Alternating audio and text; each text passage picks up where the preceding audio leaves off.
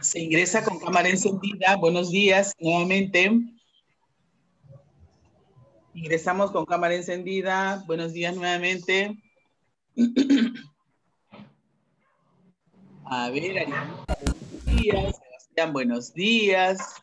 Alberto, muy buenos días. Adrianita.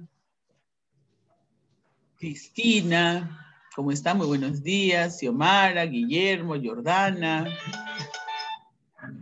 Camargo también está por aquí. A ver. Buenos días, Miss. Hola, Ariana. Buenos días, Xiomara. ¿Qué más? Señorita Pedrito, ¿cómo estás? Muy buenos días, Pedrito. Sebastián, Romina, Mati, Martín, Lucianita. Muy buenos días. Ya vine a darle comida a mi gato. Ah, muy bien. Espero haberlos nombrado a todos, pero igual estamos aquí. Estamos aquí en la reunión, ¿ya?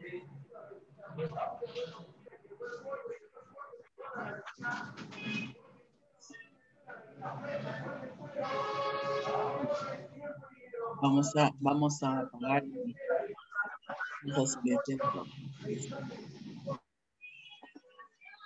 Ahora sí, ¿ya? Ortega, no te veo. Ya, vamos a continuar entonces con la clase que hemos estado desarrollando hace un momento. A ver, hay más todavía para ingresar. Hay 9 que están ingresando.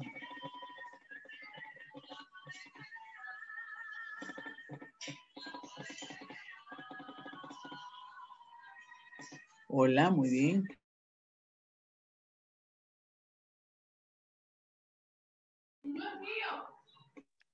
Buenos días, Miss.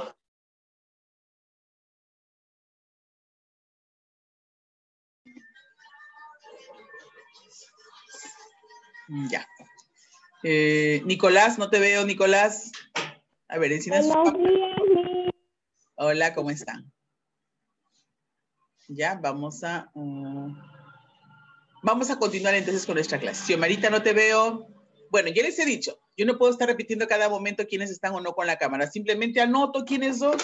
Ellos ya tienen su nota y los que están con cámara encendida tienen otra nota. Y eso ya les he dicho y es en todos los cursos, ¿ya? Sino que a veces me preocupa porque a veces estamos solitos en casa, la mamá no sabe y luego cuando la mamá se entera, es muy triste, ¿no? La mamita reniega, la mamita tiene que estar llamándoles la atención. Bueno, vamos a continuar con lo que hemos estado trabajando. Yo les decía, a ver, hay todavía algunas que están llegando recién. Ya. Les decía que cuando hablábamos acerca de la vida en la Tierra, teníamos la preocupación, ¿no? De saber cómo así se había originado la vida en la Tierra. Y les decía, ¿no? Uno decía, no, Dios lo ha creado. Teoría creacionista. Otro decía, no, la vida viene del espacio, ¿no? Otro decía, no, la vida viene se inicia en las aguas de los mares. Otro decía, no, la vida se inicia de la nada, de la materia inerte. También habían teorías acerca de eso. Vamos a ver qué teorías existieron, quién las propone. Lo importante aquí es saber quién los propone y cómo lo propone, ¿ya? Así es que voy a compartir con ustedes un material que lo voy a ir deteniendo para poder explicaros de pasadita.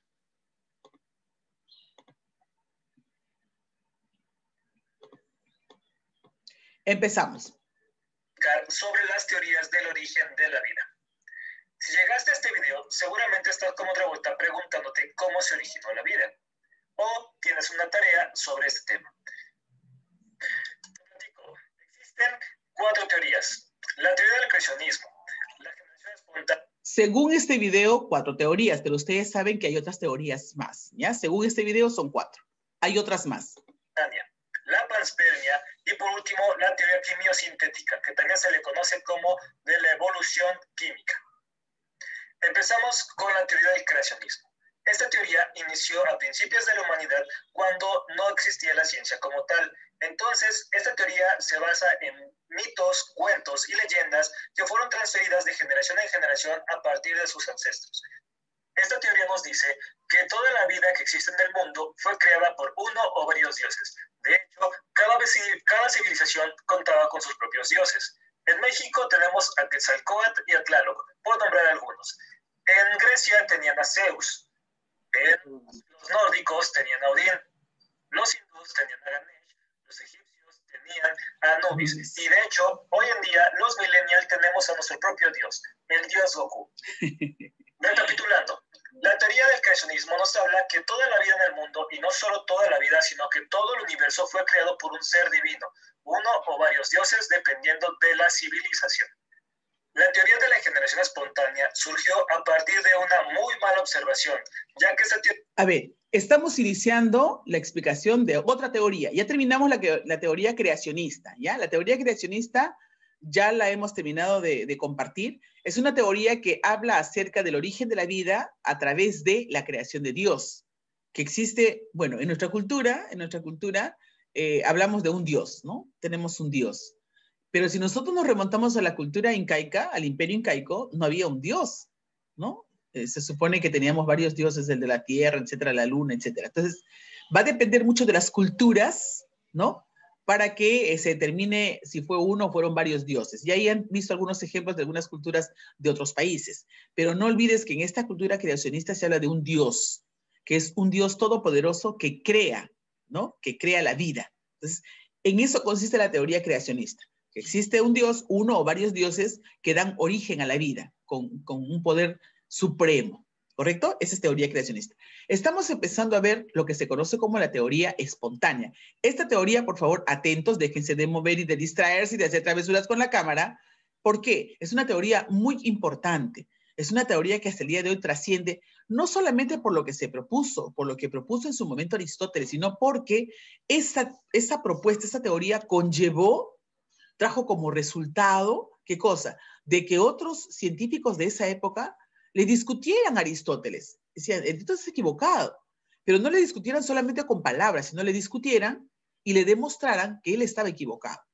Y como consecuencia de eso, surgieron nuevas teorías, ¿no? Entonces, esa teoría, la teoría de generación espontánea, es bien graciosa. Así es que, por favor, bueno, graciosa ahora. Así que, por favor, muy atentos a ese contenido de la teoría de la generación espontánea, ¿ya? ¿Qué dice? La teoría de la generación espontánea surgió a partir de una muy mala observación, ya que esta teoría nos habla de que la vida surgió a partir de algo no vivo. Es por eso que... ¿Escucharon lo que dice? Según esta teoría, la vida surge de algo no vivo, de algo que no tenía vida. Por eso que es importante, pues se habla de una generación espontánea, de la nada. Bueno, decir de la nada es del vacío, no, en este caso dice que surge de algo no vivo, por ejemplo, de una piedra. La piedra no tiene vida, algo así, ¿ya? Entonces, vamos a ponerle mucha atención a lo que nos están diciendo. Ya que esta teoría nos habla de que la vida surgió a partir de algo no vivo. Es por eso que a esta teoría también se le conoce como la abiogénesis. Abiogénesis. La letra A significa sin. Bio, vida, génesis, origen. ¿Ya? Que nos dice que es vida de la no vida. Ay, qué horror.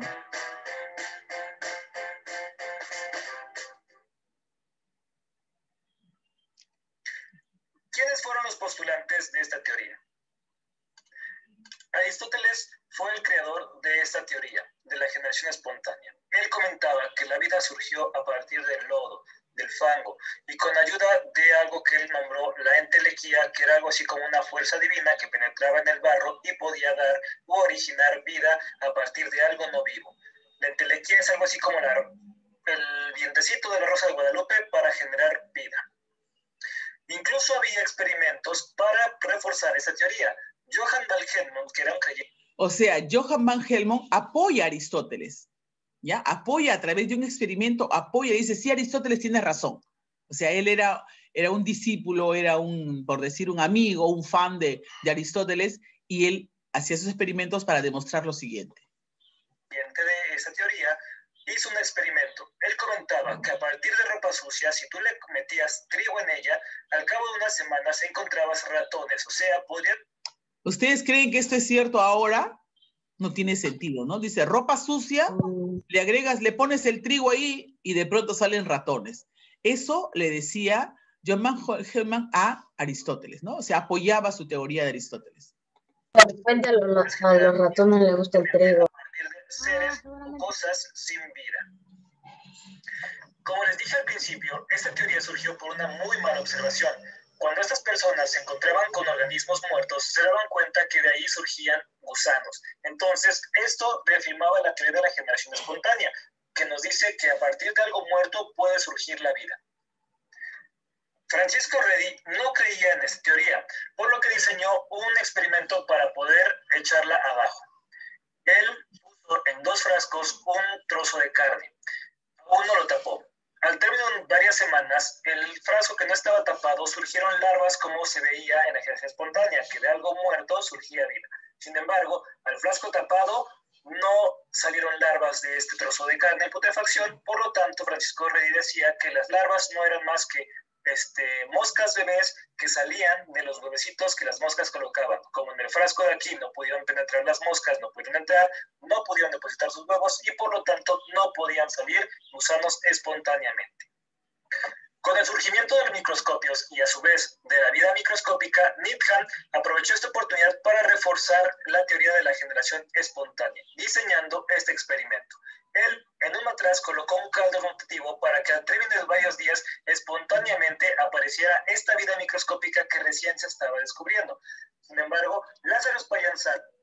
A ver, voy a compartir acá un momentito, lo estoy deteniendo para que explique lo siguiente. No se olviden ustedes, vamos a regresar a lo que hemos visto, que Aristóteles es quien propone la teoría de la generación espontánea. Él dice que la vida surge de los seres sin vida. Así, eso propone. Y habla, es más, decía de lodo, y habla de una energía, ¿no? Que puede estar dentro del lodo. Esa es su teoría de Aristóteles. Por eso es que él es famoso. Ya. De pronto hay un personaje que lo han visto ahí que se llama Redi, apellido Redi, Francisco Redi. Le dice, un momentito, Aristóteles. No es así. ¿Qué cosa hace para demostrar que Aristóteles está equivocado? Tiene 2 frascos, dice, ¿no? Dos frascos. No sé si lo puedo graficar.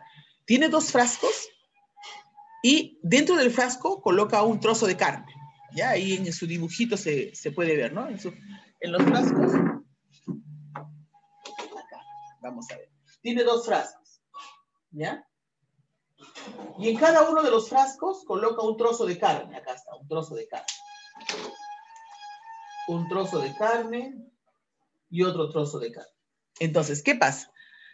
A uno de ellos lo deja abierto y al otro lo tapa. Con un plástico lo tapa con una tapa hermética. De tal manera que el aire que está en el ambiente no ingresa. Pasan los días, ¿no? Y Redi comprueba, Francisco Redi comprueba, que de pronto en este frasco que está abierto aparecieron unos gusanitos que son, bueno, se conoce que son las larvas de la mosca. ¿Has visto tú que cuando la mosca se posa en algún lugar, pone huevitos, los huevitos eclosionan y salen unos gusanitos? Ya, eso comprobó Redi. Y vio que en el otro frasco no había nada de gusanitos. Entonces, con este experimento, Redi le dice a Aristóteles, estás equivocado. Acá te estoy demostrando que habiéndolo tapado esto, no aparece la vida, no hay gusanos. Como tú dices que la vida aparece de seres inertes. Acá no sale. Pero en cambio aquí sí aparece, pero como consecuencia ¿de qué? De que vinieron las mosquitas, ¿no? Han venido las mosquitas, han puesto sus huevos, ¿no? Han puesto sus huevos y esos gusanitos no son más que el resultado de los huevos de la mosca. Mejor dicho, son mosquitas en larva, en forma de larva todavía, que les falta todavía evolucionar según su metamorfosis hasta mosquitas. Entonces, con esta experiencia, Francisco Redi demuestra que la teoría de Aristóteles no es correcta, ¿ya? A partir de aquí, entonces, se demuestra de que la vida proviene solo de la vida. Una célula proviene solo de una célula. Yo no voy a decir que un gusano sale de mi plumón se convierte en gusano. Eso ya no lo aceptamos. O sea, científicamente demostrado que eso no es así. La vida proviene de la vida, ¿no? Si yo tengo una mosca, esa mosca es hija de otra mosca, ¿no? Si tengo un perrito, es hijo de otro perrito, perrita, ¿no? Una gatita, un gatito de una gatita. Un ternerito de una vaquita. O sea, todos los seres vivientes, ¿no? Incluyendo las plantas, provienen de un organismo, llámese papá, mamá, si es reproducción sexual, o de una célula madre o de una planta madre, si es que es asexual, ¿no? Entonces, eso ya se demostró científicamente y es por eso que la teoría de la generación espontánea que la propuso Aristóteles, ¿no? Fue de alguna manera desterrada o desechada. Han habido más personajes, como el que acabamos de ver hace un momento, que seguían reforzando a Aristóteles. Y ante eso siguieron habiendo otros personajes como Spallanzani, por ejemplo, que al igual que Redi le dice, no es cierto. La cosa es que en la actualidad se sabe que la propuesta que hizo Aristóteles no tiene validez, ¿ya? No podemos decir el día de hoy que la vida proviene de los seres inertes, no, es imposible. La vida proviene de la vida, esa es la conclusión que tenemos el día de hoy. Entonces, vamos a continuar con nuestro material. Voy a pasar hasta Spallanzani. Ficción. Y no solo eso, sino que no dejó que la entelequia pudiera penetrar a este matraz, originando así la vida. Así que la generación espontánea siguió vigente hasta entonces. No fue hasta... Ahora tenemos a otra teoría. Acá vamos a conocer, miren, ¿cuántos personajes hemos conocido? Hemos conocido a Aristóteles, luego en la siguiente, que contradice a Aristóteles, tenemos a Francisco Redi. Ahora tenemos a Louis Pasteur. Louis Pasteur hace lo mismo que hace Redi. Le demuestra, o su teoría demuestra, que lo que dice Aristóteles no es cierto. Entonces, vamos a ver qué es lo que hace Louis Pasteur en 1864, qué es lo que hace para demostrar de que lo que decía Aristóteles no era cierto. Vamos a estar muy atentos, ¿ya? Que Louis Pasteur, con el invento de su matraz con cuello de cisne, explicara el mismo experimento, pero con esta modificación. Él volvió a calentar un caldo nutritivo, pero dejando este tubo de aquí, este cuello de cisne, para que pudiera entrar la entelequia sin ningún problema. Él decía que en este tubo se iban a quedar atrapados los microorganismos y no podían contaminar este caldo. Por lo tanto, al término de varios días, estos microorganismos no se podían reproducir. Tuvo que romper el matraz, el cuello de cisne, para poder extraer una muestra y analizarla al microscopio y darse cuenta que no había ningún microorganismo. Pero a los pocos días, como el matraz ya estaba destapado, empezaron a surgir esos microorganismos, como lo había comentado Lázaro Spallanzani. Ya, a ver, yo les comento en este dibujito lo que dijo Pasteur, ¿ya? En primer lugar, creó un instrumento, miren, ¿no? Un instrumento que tiene acá un cuello de cisne, dice. ¿Lo ven? Es un matraz con como si fuese una manguerita. Todo es de vidrio, ¿eh? Ya. ¿Qué hizo? Colocó dentro de él un caldo de cultivo. O sea, se supone que ahí es un fluido que le permitiría, es un fluido que tiene todas las condiciones para que algún microorganismo se pueda reproducir. ¿Qué hizo? Este caldo de cultivo lo sometió al fuego, lo hizo hervir para que quede estéril, ¿ya? Lo que es que... De tal manera, y lo dejó, ¿no? De tal manera que en este tubito, en este tubo, ¿no? Si es que hablamos de las moscas o de microorganismos, se deberían quedar atrapados acá. No llegarían acá para reproducirse. Esa era la idea de Louis Pasteur, que todo se quede atrapado aquí en el cuello de cisne, de tal manera que acá, al fondo del matraz, no llegara nada, no llegara ningún microorganismo y siguiera siendo limpiecito. Entonces, esto él lo comprobó, hizo hervir todo, entonces se supone que si había microorganismos, todos quedaron atrapados en el tubo de ensayo. Y esto estaba limpio. Entonces, para comprobar qué cosa hizo, rompió el cuello de cisne, lo rompió aquí, lo dejó así como está, expuesto, abierto. ¿Para qué? Para que estos microorganismos pudiesen ingresar. Entonces, cuando él hace esta prueba, dice, el caldo se mantiene libre de microorganismos que quedan atrapados en el cuello. Aquí, ¿no es cierto? Se quedan atrapados en el cuello. Pero cuando él lo rompe, ¿ya? Cuando él rompe este cuello, estos microorganismos empiezan a ingresar, mira, empiezan a ingresar como lo puedes ver aquí. Ingresa. Y al ingresar, como hay un caldo de cultivo, o sea, donde tienen alimentos, estas bacterias se empiezan a reproducir. Entonces, de esta manera, él le dice a Aristóteles de que no es cierto de que la vida provenga pues de los seres inertes, ¿no? Se necesita, ¿de qué? De otros precursores, en este caso, de una célula mamá, ¿no? Para que tenga sus células hijitos y se puedan reproducir. En este caso, si hablamos de microorganismos. La vida proviene de la vida. Eso es lo que demuestra aquí Louis Pasteur. Por eso que Luis Pasteur, con esta teoría, con este experimento, perdón, dio abajo la teoría de la generación espontánea. Siempre comienza Otra con estudios propaganda. biológicos de la mascota, de forma que siempre estás un paso adelante.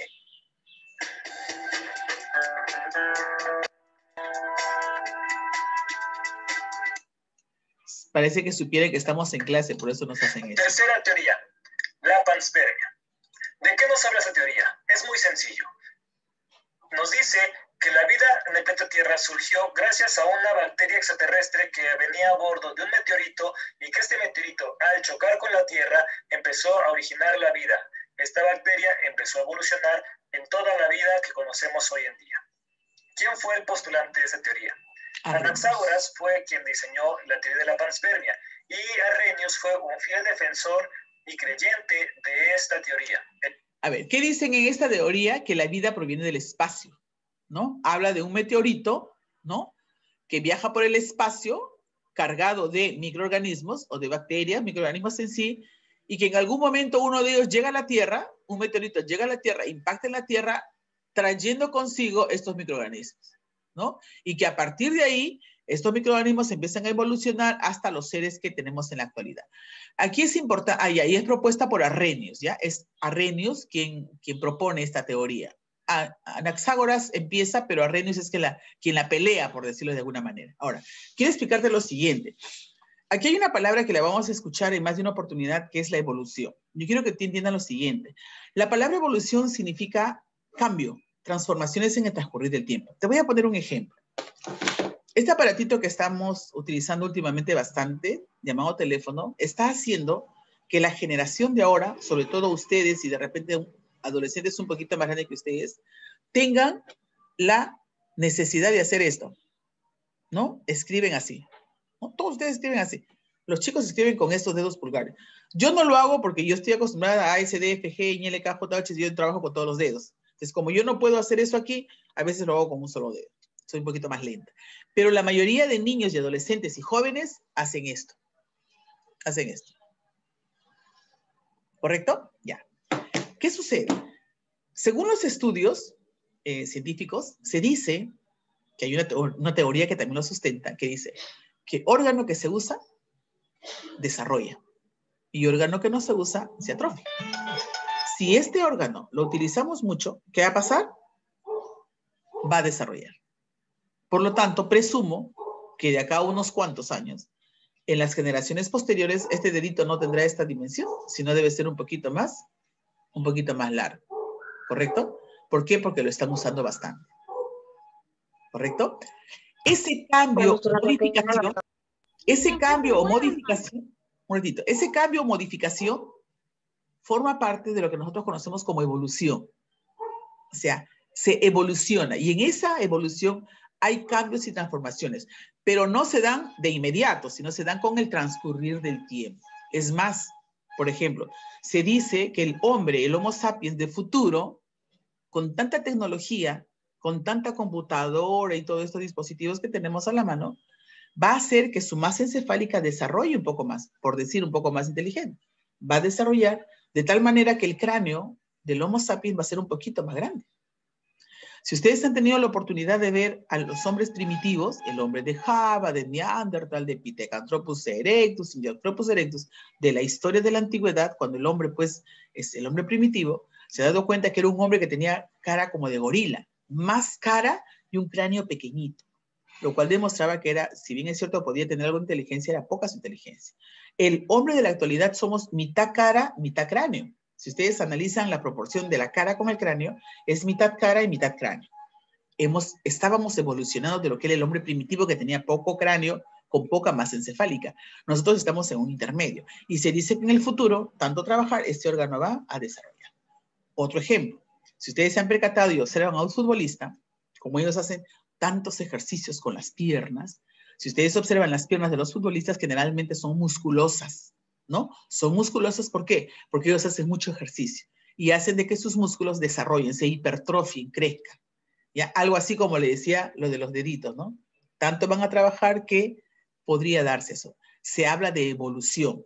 ¿Ya? Entonces, la palabra evolución, el día de hoy la vamos a escuchar en varios momentos, en varias teorías. Entonces, es bueno que ustedes más o menos puedan saber lo que es evolución. ¿Por qué? Porque hay una palabra que es bastante parecida en ejemplo, que es la mutación. La mutación también es una transformación, pero la mutación no es como la evolución. La evolución es al transcurrir de muchos años de repente. La mutación es inmediata. O sea, por darte un ejemplo, si es un organismo vivo, recibe una radiación, digamos, nuclear, una radiación nuclear, el cambio en esta célula va a ser inmediato, pero no es que lo vas a ver, tenía cabeza roja y ahora, perdón, negra y ahora tiene cabeza roja, no es inmediato. Lo que sucede que es, el cambio es inmediato, pero en sus células, en su material genético, ese es inmediato. Y a partir de sus generaciones posteriores ya viene la modificación. Pero en la mutación el cambio es genético inmediato. Recibe la radiación, se altera la carga genética, ¿ya? Esa es mutación. También es transformación, ¿no? Pero la evolución se da en el transcurrir de muchísimo tiempo, ¿ya? Eso, ¿por qué les comento esto? Porque vamos a encontrar este término en varias situaciones. Entonces, ya hemos dicho que esta propuesta acerca de que la vida viene de fuera del espacio, ¿no? Es a través de algún meteorito o un cuerpo celeste que es impactado en la Tierra y que ahí vienen pues los microorganismos y que estos evolucionan hasta lo que es la vida en la Tierra. Lo sustenta Arrhenius. Vamos a ver otra teoría. Él comentaba que esto puede ser posible. Sin embargo, esa teoría generaba muchas más preguntas que la simple respuesta del origen de la vida, como cuáles, ¿de dónde provino esa vida? O sea, de esa bacteria, ¿de dónde provino? ¿Cómo sobrevivió al espacio? ¿Y cómo sobrevivió al choque? Esta bacteria, ¿cómo pudo haber sobrevivido tanto tiempo en el espacio y al caer en la Tierra, cómo es que sobrevivió y empezó a generar vida? Ahora, si al escuchar esta teoría pensaste en automático que puede ser un extraterrestre, déjame decirte que al nacer en la Tierra, eso ya te hace un terrícola, así que no te asustes. Cuarta teoría, quimia sintética, o también conocida como la evolución química. Los creadores de esta teoría fueron Oparin y Haldane. Cada uno, por su lado, llegaron a una misma conclusión. ¿Qué nos dicen estos dos? Bueno, ellos se basaron en la atmósfera de la Tierra primitiva, donde comentan que existía el metano, amoníaco, hidrógeno, dióxido de carbono, ácido cianhídrico y el vapor de agua. Acuérdate, lo propone uno de los personajes más célebres de aquí, es Oparin. Mira lo que dice, ¿eh? Esta teoría considera de que estos componentes, esto que ven, el metano, amoníaco, hidrógeno, todos estos formaban parte ya de la atmósfera de la Tierra, o sea, ya estaban en la Tierra. Esto no es de Dios, esto no viene del espacio, esto no es de la nada. Estos componentes ya estaban en la atmósfera de la Tierra. Entiende, por favor, esa partecita para que veas la diferencia. Esto es lo que decía Oparin. Estos elementos químicos eran abundantes en la Tierra primitiva, en la atmósfera de la Tierra primitiva, y esto, más los choques eléctricos de las tormentas que existían en aquel entonces, más la radiación del Sol, hicieron que estos elementos químicos se sintetizaran y formaran elementos mucho más complejos. Estos, con las lluvias, al caer en el agua, formaron muchos más elementos químicos gracias a que había elementos químicos en el agua que pudieran fusionarse con ellos. Una vez en el agua, estos elementos químicos empezaron a formar elementos mucho más complejos y empezaron a existir las primeras moléculas orgánicas, como los monómeros, los polímeros, algo que ellos llamaron protobiontes, que era algo antes de la vida, y el primer ser vivo a los que ellos llamaron coacervado. Este coacervado fue el primer ser vivo en el planeta Tierra. El coacervado era como una gota de agua, pero que con una membrana plasmática muy primitiva que ya podía diferenciar su interior de su exterior. Así que a partir de este coacervado empezaron la evolución química, ahora ya es una evolución biológica para formar los seres vivos como hoy los conocemos en el planeta Tierra. Y así se originó. A ver, aquí voy a explicar un poquito más y me voy a quedar con el dibujo y espero que estemos viendo. Recuerden que esta teoría propuesta por Oparin dice lo siguiente, que a partir de lo que ya existía en la atmósfera de la Tierra, aquí no vino nada de afuera, de lo que ya existía en la atmósfera de la Tierra, más la radiación solar, más las descargas eléctricas de algunos fenómenos eléctricos, hicieron de que algunas moléculas se empezaran a unir. Por decir, había un hidrógeno más un oxígeno, se empezaban a unir y empezaron a formar moléculas, ¿ya? Al final, estas moléculas originan lo que él llamó coacervados. Los coacervados eran, le dice que es algo así como el inicio de la vida. Estos por evolución, yo les cuento aquí la parte del dibujo, por evolución se convierten en algas, ¿ya? Todo está en el agua, todo está en el mar todavía, no está en la tierra. ¿Por qué? Porque en esa época todavía la tierra estaba caliente, ¿ya? En el agua. Entonces se convierte en algas. Las evolucionan a algas. Las algas, como las aguas de los mares todavía estaban tibias, las algas evolucionan a peces, pero a peces llamados condreites de aguas tibias. Cuando las aguas se van enfriando, estos condreites evolucionan a osteites, o sea, peces de aguas frías. ¿Correcto? Mire, todo es por evolución, ¿ah? El coacervado, algas, condreites, osteites. Cuando las aguas ya están frías, por eso están los osteites, la tierra también se estaba enfriando entonces. Entonces, estos osteites salían a la tierra, se veía que estaba tibia, regresaban al agua. Salían a la tierra, regresaban al agua. Salían a la tierra y regresaban al agua. O sea, vivían en la tierra y vivían en el agua. Entonces, a estos seres, estos peces que evolucionan y viven en la tierra y el agua, tienen una doble vida, se les denominó anfibios. El prefijo anfi es doble. Bios, vida. Tienen doble vida. Vivían en la tierra y en el agua. Entonces, estos peces evolucionan a anfibios. Cuando la tierra ya se enfría, miren acá el dibujito, cuando la tierra ya se enfría, estos anfibios evolucionan a reptiles. A reptiles. ¿Correcto? Estos reptiles, con el tiempo, con el transcurrir del tiempo, evolucionan ¿a qué? A dos grandes ramas. A las aves, que están por aquí, y a los mamíferos. ¿Correcto? Entonces, los reptiles evolucionan a aves y evolucionan a mamíferos. Y de estos mamíferos, supuestamente, según esta teoría y otras que existen, es de donde provenimos nosotros. ¿Correcto, chicos? Esta es una de las teorías más acertadas. Es una de las teorías que más peso tiene, que más sustento científico, que es más creíble, ¿ya? Se habla de la evolución y que nosotros provenimos ¿de qué? De especies menos evolucionadas, ¿correcto? Entonces, ahí tenemos parte de lo que es el material. Ahora, lo que quiero es terminar de compartir entonces con ustedes esto, ¿ya? Que ya lo sabemos, obviamente, ¿no? Entonces, para esto regresamos aquí, ¿no? Aquí me hablan de la teoría de la generación espontánea. Dice, a la fuerza vital también se le conoce como entelequia, ¿no? ¿Se recuerdan esto que decía? ¿No? Es una energía que tenía en este caso el lodo. Esta teoría sostenía que los seres vivos se generaban a partir de la materia en descomposición y que esta materia tenía que unirse a la fuerza supernatural llamada fuerza vital. Es por eso que ahora todos los que creen en esta teoría se les llama vitalistas. Esta teoría fue defendida por Aristóteles, quien sostiene que los pulgones se originaban del rocío que caía de las plantas o que los ratones se originaban del heno sucio, ¿no? Aquí está la teoría de la biogénesis, que hablan acerca de que el ser vivo proviene de otro ser vivo, ¿no? ¿Esto quién lo sustenta? Recuerdan que en un momento fue Reddy, ¿te acuerdas Reddy de los frasquitos? ¿No? Reddy de los frasquitos, y también lo apoya ¿quién? Lo apoya Louis Pasteur, ¿no? Louis Pasteur con su experimento del matraz con tubo de cuello de cisne, ¿no? ¿Recuerdan que les comenté? Ya. Luego tenemos la teoría cosmozoica, ¿no? O cosmogónica también le dice. Esa donde dice que la vida viene del exterior, ¿no?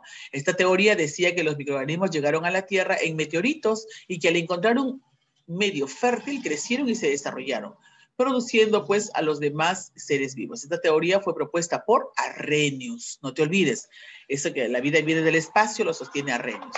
Y ahora tenemos la que acabamos de ver, la más supuestamente aceptada, la quimiosintética, que fue propuesta por Oparin, ¿no? En su libro del origen de la vida, en el cual plantea que la Tierra se formó hace 5.000 millones de años. Según esta teoría, los océanos de la Tierra primitiva contenían abundante cantidad de moléculas orgánicas que a su vez originaron a los coacervados, ya sabes que es la primera vida, y de esto se originaron por evolución, no te olvides, las primeras células. Para saber, hay otras teorías que sostienen que algunas sustancias pueden formarse espontáneamente. Esta teoría se llama teoría de la polímer primordial, dice, ¿no? Polímer primordial propuesta por Mille. Este es algo nuevo, ¿ya? No es muy conocido, muy difundido. Eso sería, por ahora, la parte teórica que nos corresponde desarrollar. sepan ustedes que en la próxima semana nosotros vamos a estar desarrollando la parte práctica. Me imagino que ustedes están en el proceso de recabar sus textos, ¿no? De recabar sus textos. No están en todo ese proceso. ¿Cuántos tienen su texto ya? Levánteme su manito. Ah, ya tenemos ya varios, ¿ah? O sea, los que tienen ya tranquilamente pueden ir adelantando. Muy bien, muy bien. Mami, yo no voy a avanzar, yo voy a avanzar solamente lo que hemos hecho esta semana. Claro, no, digo en la lectura, lean la parte teórica simplemente. La parte práctica lo hacemos en clase, ya en la clase siguiente. Qué bien, yo los felicito porque del año pasado a este año hemos aprendido a manejar un poco mejor la tecnología levantando la mano uno. ¿Y saben qué es lo que más me llama la atención gratamente? Me llama la atención de que ustedes ahora sean más ordenados que el año pasado. El año pasado todos querían hablar a la vez, ¿no? En cambio ahora ya se ordenan y eso es muy bonito. Saber de que ustedes también están madurando. El cerebro nuestro está madurando y estamos de repente controlándonos mejor, de una manera mucho más ordenada. A ver, hijos, la clase para mí ha estado hermosa, me encanta esta parte porque sobre todo me mete a un espacio misterioso. A ver, me gustaría saber alguna pregunta que ustedes puedan tener acerca del tema. ¿Qué inquietud tienen? A ver, bajen sus manitos para que nuevamente me la vuelvan a subir aquellos que quieran preguntar o aportar algo. ¿Alguna pregunta que quieran hacer con respecto a lo que hemos desarrollado el día de hoy? A ver. Guillermo, ¿quieres hacer alguna preguntita o faltó bajar tu manito? ¿Quieres hacer alguna pregunta, hijo? Ah, no. No, mi, solamente que se me queda presionada. Ah, ya, sí, me imagino. Ya, ¿alguna pregunta, chicos, con respecto al tema? ¿Qué les pareció el tema? Bien. Bonito. Interesante, bien interesante. Y es más, en algún momento cuando yo le estudié, eso me llevó, después de estar en mi clase, incluso me llegó un poquito de temor, tenía un poquito de... Yo le tengo cierto respeto al espacio, ¿no? Al espacio, toda la zona del espacio del universo, le tengo cierto recelo. Yo decía, o sea, me metí en ese mundo, ¿no? O sea, me imaginaba que estaba el cometa y que venían, o me imaginaba cómo así habían evolucionado de repente las especies, ¿no? Y yo decía, y pruebas de la evolución, por ejemplo, siempre digo a mis alumnos, sí es cierta esa teoría de Oparín. ¿Por qué? Porque cuando nosotros nos tocamos al final de nuestra columna vertebral hay un huesito, una colita, y esa colita es pues de nuestros ancestros los reptiles, ¿no? Y es verdad, ¿eh? O sea, nosotros tenemos órganos llamados vestigiales, uno de ellos es el coxis, el huesito de la risa, ¿no? Que tenemos todos, que es una muestra científica, una prueba científica de que nuestros ancestros tuvieron cola. En nosotros esa cola no funciona, no existe. Bueno, existe como coxis, pero que el ancestro a nosotros sí. Y según esta teoría, pues, son los reptiles nuestros ancestros. ¿Qué? Como que eso... Yo pensé que era el mono, reptiles. No, sí. Dentro de esa teoría está lo del mono, sí. Pero me refiero que el mono, que es un mamífero, ¿no? ¿Recuerdan ustedes? Reptiles, y los reptiles salieron, ¿quiénes? Aves y mamíferos. Los reptiles están acá abajo, ¿ya? Ancestros. Y de los reptiles, por evolución, aves y mamíferos. Y dentro de los mamíferos están pues los simios y todos ellos, y se supone que están los ancestros nuestros, los mamíferos, ancestros nuestros. Pero antes que los mamíferos están los reptiles. ¿Correcto? A eso me refería. Reptiles, aves y mamíferos. Y nosotros estamos en esta rama. Y supuestamente nosotros pues provenimos del mono. Es toda una teoría que es debatible, ¿eh? No te olvides que es teoría. Las teorías son debatibles. Las teorías son debatibles porque por ahí de repente con el desarrollo de la ciencia, con la aplicación de la tecnología, muchos estudios, de repente podemos descubrir que todo lo que se sabe no es cierto. De repente vamos a llegar a un momento como el que vivió de repente cuando la teoría era geocéntrica y luego dicen, no, están equivocados, es heliocéntrica. Podría pasar.